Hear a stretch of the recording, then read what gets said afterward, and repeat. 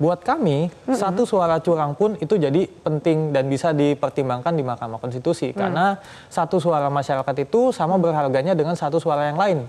Kita mengandung asas demokrasi, suaranya Bung Ferry, suaranya Mbak Afi, dan suaranya siapapun, ya itu sama nilainya dengan suara yang lain. Maka izinkan kami memperjuangkan suara-suara masyarakat tersebut melalui Mahkamah Konstitusi. Ya. Seperti apa kemudian dalil-dalil yang akan dibawakan, mari kita saksikan bersama-sama di Mahkamah Konstitusi. Kalau saya buka di sini, ini jadi majelis namanya. Oke, baik. Kemudian tapi temuan ngomongin soal kecurangan. Tadi sempat disampaikan oleh Mas Mustafa bahwa ya ada human error-nya gitu kan. Ada kemudian keletihan dari penyelenggara mungkin, PPS dan segala macam. Seberapa signifikan bukti yang dimiliki oleh tim hukum dari Ridwan Kamil dan Suswono ini untuk kemudian merubah konstelasi politik, merubah suara, bahkan mungkin masuk putaran kedua? Ya, saya balik lagi mungkin melihat 500 kota, kabupaten, dan provinsi pilkada serentak.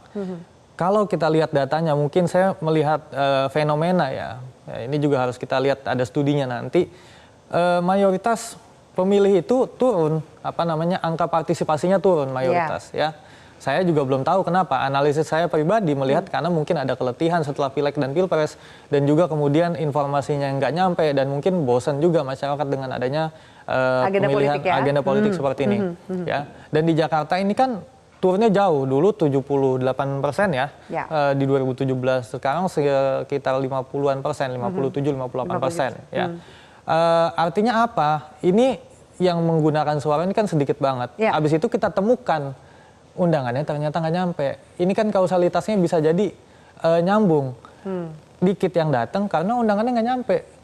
Kan sesimpel itu. Dan ini maksudnya mempengaruhi suara dari Ridwan Kamil Suswono gitu? Bisa jadi. Undangan nggak nyampe, belum tentu yang nggak dapat undangan juga belum tentu milih paslon 1. Bisa jadi juga pilihan 2 dan 3 kan? Yang kita perjuangkan kan hak suara masyarakat. Bukan suara pilihannya. Hanya pemilih Ridho. Kan kita juga nggak pernah tahu siapa aja yang memilih Ridho. Dan juga kita jangan lupa di rekapitulasi kemarin bukan hanya paslon Ridho yang menolak ya, juga ada paslon nomor 2 dan Makun juga itu menolak. Artinya ada pihak-pihak lain yang juga turut serta menolak menerima rekapitulasi kemarin dari KPU. Oke, baik, Mas Eno, saya minta tanggapan ya. Kemudian ini suka atau tidak arahannya juga kan bahwa KPU sudah menyatakan suara tertinggi pemenangnya, suara paling banyaknya adalah Mas Pramono dan Rano. Arahnya jangan-jangan ada isu kecurangan, kemudian juga ada partisipasi yang berkurang. Mau nggak mau arah tembaknya juga ke paslon nomor urut 3 nih, Mas Pram dan Rano. Bagaimana tanggapan Mas Eno? Ya, pertama, hasil yang diumumkan oleh KPU melalui rekapitulasi berjenjang itu konsisten dengan hitungan C1 yang dimiliki oleh kami beserta seluruh warga Jakarta yang mengawal, termasuk dari lembaga-lembaga independen yang mengawal pasca coblosan. Angkanya konsisten di angka 50,07%, sehingga tidak mengejutkan kalau kemudian kemarin kesimpulannya Jakarta pilkadanya 1 putaran. Nah, dalam konteks persoalan itu saya kira itu clear dan final. Tapi yang dipersoalkan teman-teman Ridho kan kayaknya bukan di masalah hasil kemarin, tetapi pada bagaimana prosesnya berlangsung, termasuk soal partisipasi pemilih. Nah, izinkan saya berbicara dari sudut pandang yang lebih besar, Mbak Afi. Kalau soal partisipasi pemilih, kan kita pilkada ini serentak, tidak hanya di Jakarta. Ada pilkada di daerah-daerah lain. Dan kalau kita melihat data, di daerah lain juga sama kok, rendah kok. Di Jawa Timur rendah, di Jawa Tengah rendah, di Sumatera Utara bahkan lebih rendah dari Jakarta, di Medan, di Padang. Apakah dengan basis logika yang sama itu, berarti kami harus mempersoalkan semua pilkada, yang mana pasangan calon yang diusung PDI Perjuangan tidak menang? Kan tidak juga. Bagaimana mungkin logika itu nanti kalau dilakukan secara konsisten di Jakarta, otomatis efeknya adalah daerah-daerah lain juga harus dipersoalkan soal partisipasi pemilih ini. Nah, tetapi kan kalau itu terjadi, maka artinya pemerintah saat ini gagal menyelenggarakan pilkada serentak karena partisipasi pemilihnya relatif rendah berdasarkan logika teman-teman pasangan Ridho. Nah, artinya kalau memang itu yang mau dibawa ke Mahkamah Konstitusi, kita berharap MK nanti menjadi forum yang konstitusional, memutus sesuai dengan peraturan perundang-undangan, bukan menjadi forum politik. Kita ingin ingin pemerintahan besok segera bekerja, segera tidak terganggu dengan persoalan efek-efek pemilu, lalu kita bisa melihat bagaimana nanti perkembangannya dan bisa mengawal secara kritis dengan baik. Itu yang kita harapkan hari ini. Oke, kalau partisipasi ada penyelenggara, bagian dari tanggung jawab dari KPU juga gitu kan. Tapi kalau kemudian soal kecurangan, ada loh tadi disampaikan ada yang ditemukan bukti-bukti kecurangan. Memang belum dijabarkan ya, kita masih nunggu prosesnya MK, nggak digelar di forum pada malam hari ini. Tapi tanggapannya kalau kecurangan ini? Ya, ini sebenarnya tujuan yang agak salah sasaran menurut saya. Karena kalau bicara komposisi politik, kami ini hanya satu parpol di Senayan, PDI Perjuangan, dengan beberapa partai politik rekan sahabat, bekerja dengan masyarakat, menghadapi kekuatan politik yang sangat besar, di-endorse oleh artis-artis ibu kota, di-endorse oleh kekuatan kekuasaan, oleh mantan presiden Pak Jokowi namanya. Bagaimana mungkin kekuatan politik yang minimalis seperti punya kami mau melakukan kecurangan terstruktur?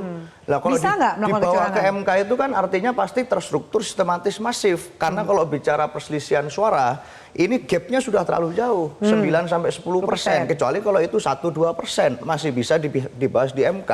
Artinya sangkaannya adalah kami melakukan kecurangan yang terstruktur. Loh, bagaimana mungkin kita nggak punya perangkat kekuasaan kok? Kita nggak di-endorse oleh kekuatan kekuasaan, mau melakukan kecurangannya bagaimana? Kecuali ini dilakukan oleh kekuatan yang kekuatan politiknya berlebih lah. Kita ini kekuatannya minimalis, hanya disokong oleh kekuatan warga Jakarta. Ya memang ada mantan-mantan gubernur yang mendukung kami, tetapi tidak punya akses terhadap kekuasaan yang besar. Jadi salah sasaran kalau kemudian nudingnya kecurangan ke paslon nomor 3. Kalau ada kecurangan, mungkin orang lain, tapi kami tidak. Tapi siapa sih Mas Mustafa yang dianggap melakukan kecurangan dengan bukti yang dimiliki? Ya, gini ya, politik itu kan bukan matematika, ya. Nggak 1+1 sama dengan 2 gitu. Dan dalam konteks kali ini saya rasa Mas Seno mengecilkan PDI kayak gitu. Karena buat kami ya PDI juga partai yang besar, partai yang sudah berkuasa 10 tahun. Masa sih nggak tahu bagaimana caranya menggunakan kekuasaan-kekuasaan untuk keperluannya partainya gitu ya. Walaupun ya lagi-lagi kan tadi saya juga sudah sampaikan yang jadi materi dari perjuangan yang akan kita lakukan di Mahkamah Konstitusi ini bukan semata-mata menuding ini, menuding itu. Tapi ini ternyata pilkada kali ini ada masalah A, B, C, D dan segala macamnya. Kita buktikan di Mahkamah Konstitusi seperti itu. Dan kalau kita berbicara ini harus yang besar, yang curang dan lain-lain, saya rasa itu kan landasannya asumsi ya. Kita nggak bisa lah berlandasan dengan asumsi seperti itu. Yang berkuasa, yang besar bisa melakukan kecurangan, yang kecil tidak. Anda tidak setuju dengan argumentasi dan asumsi itu? Dan yang dikejar kan sebenarnya, yang dikejar itu kan bukan masalah gap dari 39 sekian persen dengan 50,7%. Yang dikejar itu adalah 0,7%-nya itu, gitu kan. Jadi masuk sebenarnya ketika mau dihitung ulang di MK dan lain-lain, itu kan masih masuk dengan ketentuan yang ada di Mahkamah Konstitusi. Oke, saya minta tanggapan Mas Ferry. Kalau kemudian ini bisa, menurut Mas Ferry kuat nggak sih argumentasi dari kedua belah pihak ini? Yang mana yang kemudian lebih akan diterima sebagai basis untuk permohonan di MK nanti? Ya, pertama kalau bicara hak, tentu saja ini hak yang merasa dikalahkan untuk mengajukan perkara ke Mahkamah Konstitusi. Tidak ada masalah soal itu. Tetapi kalau dilihat logika praktik di MK dan hukum acara MK memang akan kerepotan sendiri ya menjelaskan argumentasi soal kecurangan. Karena begini, di data penelitian kami terdeteksi bahwa yang menggunakan alat-alat kekuasaan itu adalah pihak yang sedang mengajukan perkara. Contoh misalnya menjelang hari H itu Menteri Dalam Negeri melalui PJ Gubernur yang ditunjuk oleh mantan presiden sebelumnya mengangkat camat baru 12 kecamatan. Nah 12 kecamatan ini kalau dikaitkan dengan daftar pemilih tetap yang mereka kelola, angkanya itu cukup besar, 1,5 juta. Padahal memindahkan camat 6 bulan sebelum hari pemilu itu dilarang oleh ketentuan undang-undang. Maka apa motif pemindahan ini? Sehingga saya agak ragu ini akan malah menjadi argumentasi lawan ya di Mahkamah Konstitusi bahwa Andalah yang menggunakan alat kekuasaan. Dan di titik tertentu memang argumentasi masih bias. saya dengar ada argumentasi akan menggabungkan suara sah dan tidak sah. Ya. Dan itu kemudian menjadi argumen itu pasti totally wrong ya. Di Mahkamah Konstitusi itu akan dipermalukan menurut saya.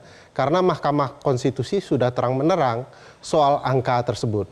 Jadi jangan-jangan malah mengajukan itu nanti di mahkamah akan Blunder sendiri. Blunder sendiri. Oke, Tetapi baik. saya tidak tahu ya, karena kan paman masih ada ya. Karena Pak Presiden Joko Widodo kan Ya. sudah mengatakan saya RK begitu ya. Nah ini korelasinya akankah ke sana? Akankah itu jadi bahan untuk pihak lain untuk menjelaskan apa yang terjadi? Baik. Memang agak rumit di titik itu, tapi sekali lagi ini hak. Oke, baik. Masih satu kali ini hak, kita hormati hak yang kemudian ditempuh oleh paslon Masa yang mengajukan. kalah tidak boleh kecewakan. Tapi kan kemudian demokrasi itu kalah dan menang harusnya bisa diterima oleh semua pihak. Lalu ada juga yang mengaitkan apakah masa depan Pilkada Jakarta 1 atau 2 putaran ini berkaitan dengan makan malam antara Pak Prabowo dengan Pak Jokowi. Nah, Mas Adi, saya minta jawabannya usai jeda. Tetaplah bersama kami.